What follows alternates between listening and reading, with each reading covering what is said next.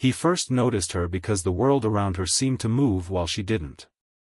Evening traffic pulsed across the parking lot outside the Westland Mall, horns, footsteps, rolling carts, but she sat perfectly still on the low concrete ledge near the entrance. A cardboard sign leaned against her knees, its letters smudged by the drizzle, "Just need a meal." She wore an oversized gray hoodie, the kind you buy for comfort, not style. Her hands were buried deep in the sleeves, trembling slightly. Ethan almost walked past. He had a return to make, a call to answer, a life to get back to. Like everyone else, he'd learned the art of looking away. But something, some shape of her shoulders, some tilt of her head, snagged him mid-stride. It couldn't be. He stepped closer, heart knocking against his ribs. The lights from the mall entrance washed over her face, revealing features he knew the way you know a song you haven't heard in years. Maya. The girl who vanished 3 years ago without a word. No explanation, no goodbye. One day she was with him, making plans, sharing dreams, and the next, her phone was dead, her apartment empty, her name erased from everywhere she used to be. He'd told himself he was over it. He'd lied. "Maya," he whispered. Her head lifted. Her eyes flicked toward him, and widened. For a second, neither of them moved. The rain pattered on the awning above, misting the space between them. She looked thinner, her cheeks hollow, her expression a mixture of disbelief and something darker, fear. "Ethan," she breathed. He swallowed. What happened to you?" She tried to stand but winced, her hand instinctively going to her side. He stepped forward to help, but she recoiled with a quiet, sharp no. He froze. "You shouldn't be here," she said, her voice barely above a murmur. "You're sitting outside a mall with a cardboard sign," he replied, unable to keep the shake from his voice. "Where else should I be?" People passed them, barely glancing. The world didn't pause for reunions, not even the painful ones. Maya looked away, blinking rapidly as if fighting something back.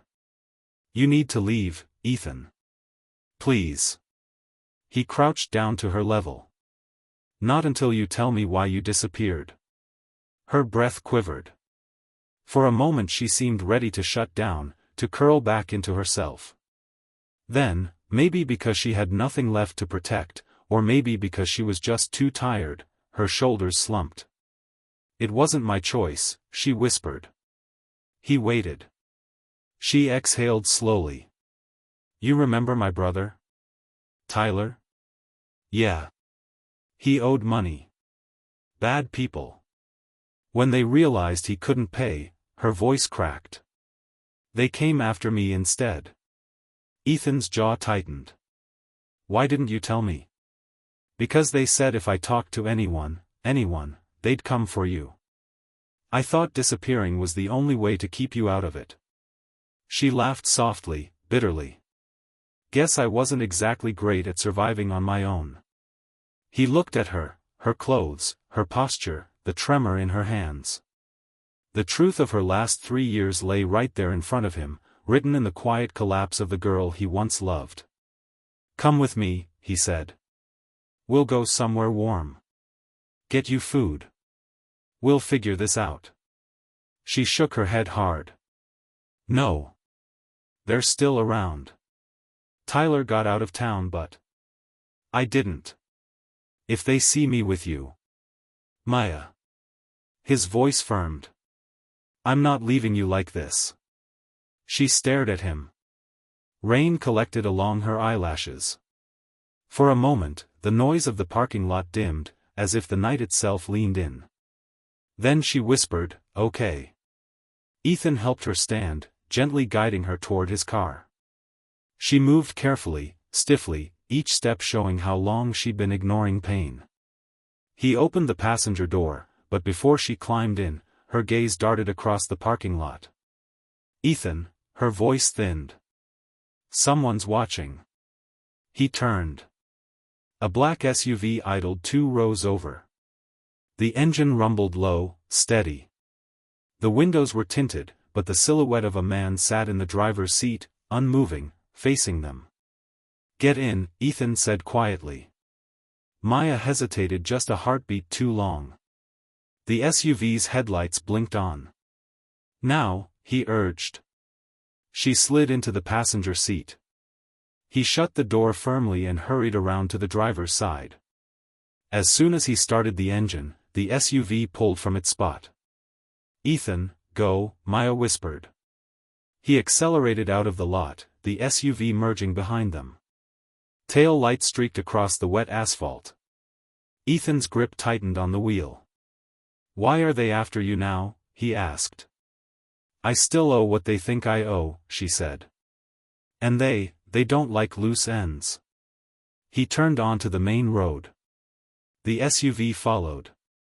"Do they know who I am?" Maya closed her eyes. "I think they knew the second you spoke to me." Traffic lights washed the interior of the car in red, then green. The SUV stayed back but never turned away, steady, deliberate. Ethan took a sudden right, then another, weaving through side streets. The SUV mirrored every move. His pulse hammered. Okay. Think." Maya's voice was barely a whisper. "You should let me out. If they only want me. I'm not doing that. You don't understand. I said no." He turned sharply into a residential neighborhood and killed the headlights. The SUV sped past the intersection, missing their turn. Ethan waited, breath held, until the sound of the engine faded. Maya exhaled in a shaky rush. For several long seconds, neither spoke. Finally Ethan looked over. Her eyes were red, her hands tight in her sleeves, but her breathing was settling. "You're safe for now," he said. "We'll get help. Real help. I'm not letting this continue." She stared at him with a strange, fragile expression, as if she couldn't decide whether to believe him or break apart entirely. "I didn't think you'd ever want to see me again. I never wanted you gone." Slowly, she nodded. "I'm sorry," she whispered. "For leaving. For everything." He reached over and gently took her sleeve-covered hand. She didn't pull away. "You don't have to run alone anymore," he said.